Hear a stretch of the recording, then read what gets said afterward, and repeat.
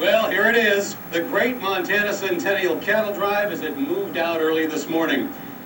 Montana's broadcast stations are all stewards of their region's history.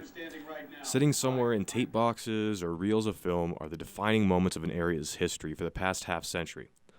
Sifting through that history is an inspiring endeavor, but can also be a frustrating one. While the systems used in those days worked well for the day-to-day news process, now those decades-old systems leave today's reporters with little tools for accessing that history. Searching for a story in storage areas like this can be an impossibly time-consuming task, especially given the tight time constraints of a local broadcast station. But this history is so important, and it also sits in jeopardy of fading completely. The summer of 1988, a summer of smoke and flames devouring a national treasure. The media itself is slowly disintegrating.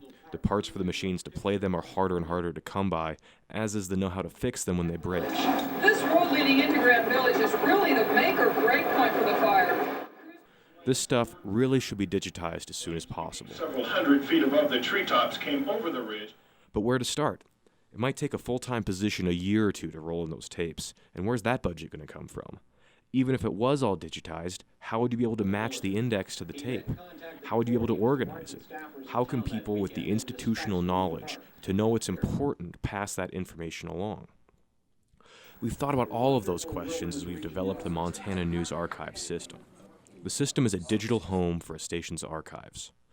Stations populate that system at first with just the basic information they need to browse and find the index. We start with doing a single pass through all the tapes in the archive, scanning the outside of each tape index. Then, a station staff member can add that index to the system with a web interface accessible from any computer in the building. They just add the basic information to make sure that the records can all be added quickly. We're just talking about the label on the outside, a basic grouping so you can find it again, the date of the first story and the last story on the tape. This is a concrete, manageable step that gives stations an immediate benefit of being able to now search their archives for all of the tapes that were in service on a particular date. And they can browse those indexes straight from their newsroom computers. A reporter on a deadline can quickly identify whether or not an archival story exists without ever leaving their desk.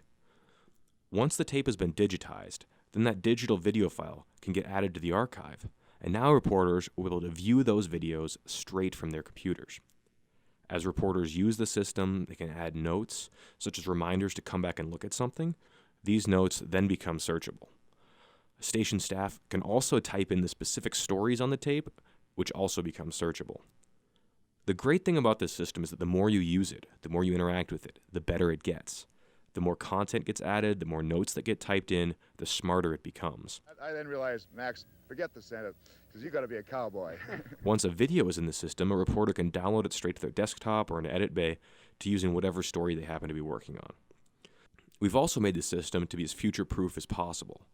So the data is stored in a way that if a station wants to migrate away from the system or has some difficulties with it, all of the data is still accessible. Nothing's locked away. We hope that the first release of this software application and the accompanying documentation will be able to help stations leverage the wonderful assets of their history. It's just too important to lose.